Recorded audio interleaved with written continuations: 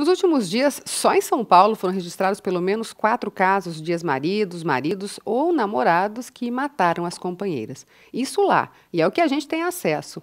Mas situações assim podem não estar tão longe da nossa realidade. Nem sempre casos assim chegam à morte, mas a violência à mulher ainda é um tema infelizmente recorrente. Para falar sobre isso, Maria Lígia Elias. Tudo bem? Tudo bem, obrigada. Eu que agradeço.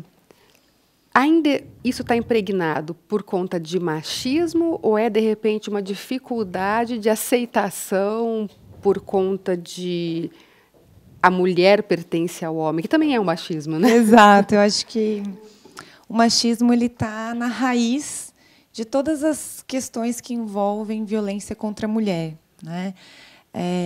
E assim, o sentimento de posse e essa dificuldade em lidar com o conflito, ele é fruto de toda uma construção social sobre o que é masculinidade, sobre o que é ser mulher e a ideia de posse, né, da mulher. Então, quando a gente fala em machismo, às vezes parece que a gente só está falando assim, machismo é o homem se considerar melhor. Né? Mas o machismo ele tem tantas e tantas faces e modos de se colocar. Às vezes, muitas das coisas que nós aprendemos como ser formas de amar, na verdade, não são formas de amar justas, verdadeiras, porque envolve dominação, porque envolve domínio. Né? E, às vezes, a gente coloca isso como amor. Né?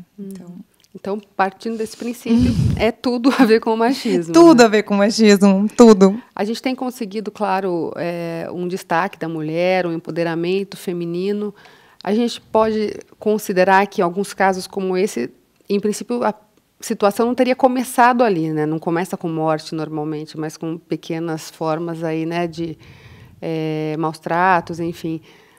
Essa mulher, ela precisa de repente, de ter um apoio psicológico para conseguir denunciar e não deixar chegar a isso? Ou é por medo? O que acaba acontecendo do que já tem se estudado? Bom, o mais triste nessa situação toda é que você fazer a denúncia, muitos dos casos que terminam em morte são situações em que já houveram denúncias e já houve busca das mulheres, assim.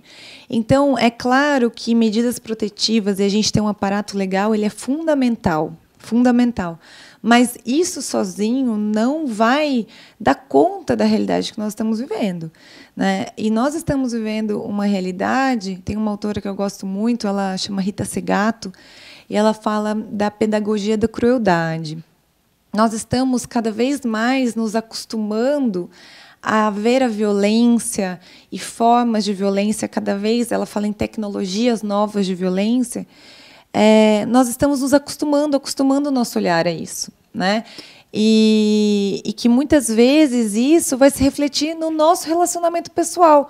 Eu explodi, né? Aconteceu, porque são estímulos assim. Então, por um lado, trabalhar, né, a questão das denúncias, do acolhimento da rede, né, para as mulheres que denunciam, mas não adianta só a gente trabalhar com isso. A gente precisa mudar todo um entendimento, e esse entendimento também vai passar pelos homens.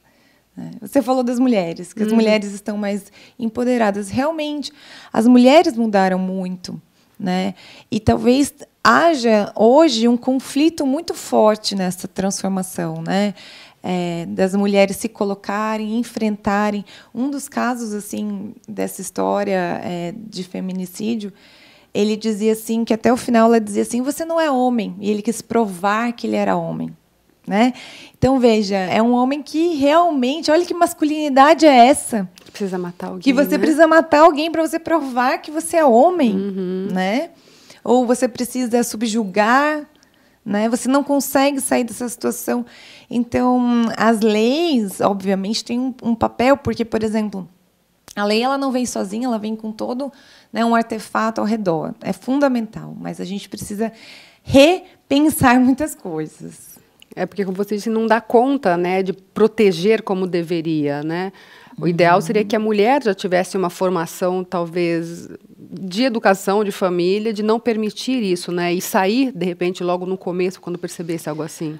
Olha, cada vez mais eu percebo que essa questão da mulher sozinha sair de uma situação de violência é muito complicada. Um dos casos de feminicídio que a gente viu essa semana foi de uma juíza. Exatamente, que é uma pessoa, né? Entende? Que hoje, a gente olhando socialmente, seria um exemplo de uma mulher bem educada, uma mulher que sabe todos os caminhos, né? E, ao mesmo tempo, foi vítima dentro da sua casa. Nesse caso, ela foi vítima porque ela perdeu a vida, né? Então, assim, quando você começa a trabalhar com subjetivo, com emoções, com amor, envolve família, você esperar, né, que a mulher consiga, numa situação tão complexa como essa, numa sociedade que coloca isso quase que romantizado no começo. Sim. Né? Eu sinceramente acho que a gente vai ter que construir novos caminhos para além da mulher se posicionar e se colocar contra. Fala-se muito em sequestro emocional, né? Sim, sim. E, assim, toda relação, eu acho, que passa por momentos de conflito. E não só relações amorosas, né? Sim. Relação mãe, filho, enfim. Mulheres entram em conflito com mulheres. A questão é a letalidade desse conflito quando é um caso entre um homem e uma mulher, e isso está em todas as classes sociais, especialmente porque a gente coloca que tanto os casos de violência sexual, como um caso como esse de violência doméstica e o caso do feminicídio, são questões relacionadas a poder. Né? Então, é um confronto que é você subjugar o outro, se colocar. Então, enquanto a gente tem relações afetivas que, no começo, ou em vários momentos, a gente acha natural que uma pessoa tenha mais poder que outra, né? A gente está construindo uma sociedade que realmente é consequência. Não é uma barbárie. Infelizmente, não é algo excepcional. Se a gente colocar notícias, e é isso que acho que a gente precisa pensar muito, né? Não é excepcional, é algo que está se repetindo, tá algo cotidiano. Quase banal, né? E se é algo cotidiano, a gente não pode também, né, se normalizar isso. Então, assim, como que a gente vai fazer para enfrentar essa situação?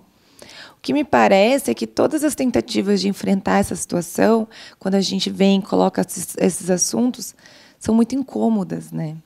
Porque vai na raiz da nossa cultura, daquilo que a gente viu com os nossos pais, com os nossos avós. Então, por isso que eu acho que tem tanta resistência em tentar pensar um pouquinho diferente, em fazer um pouquinho diferente.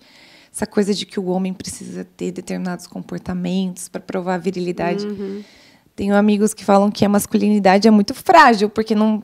Tudo abala a masculinidade. Não pode usar um rosa, o bebezinho, né? Já, né? Já compromete. Não pode. Compromete. Uma criança, um menino, quantos pais proíbem de brincar com uma boneca, né? Tá ali com a amiguinha e tal, proíbem.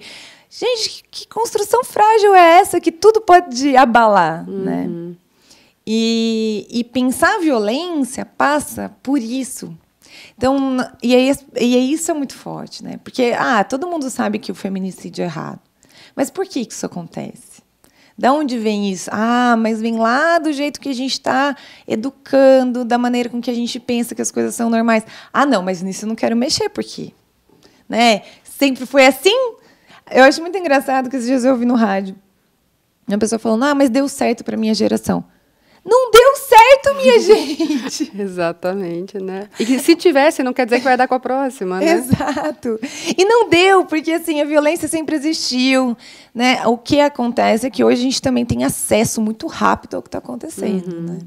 Isso acaba trazendo muito à tona, né? Exato. Você acredita que assim tem que ter uma repensada na educação para se conseguir mudar isso? Porque assim é muito difícil desconstruir daquilo que já vem sendo trazido há muito tempo com pessoas, né, que já têm uma certa idade.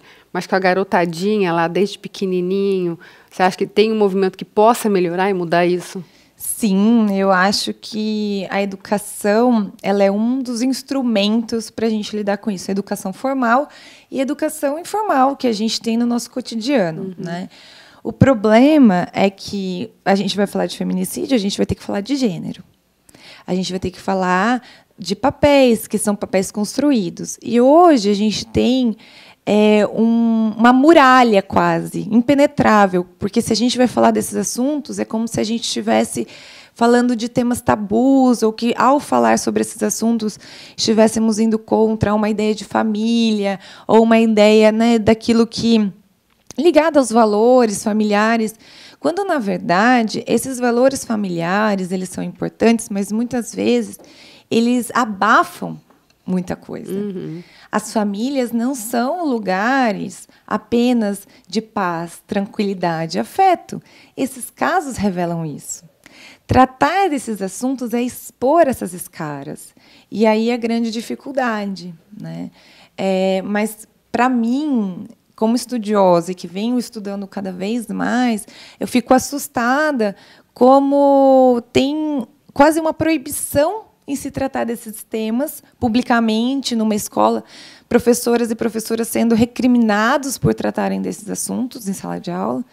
Então, assim, o Brasil está pedindo que esses casos aumentem, entende? Tem que mudar toda essa concepção, né? Exatamente. E a gente tem que ter coragem para fazer isso. Aí sim vai surgir uma esperança, exato, né? Então, tá, joia. Muito obrigada pela sua participação, eu que agradeço viu? muito. Obrigada.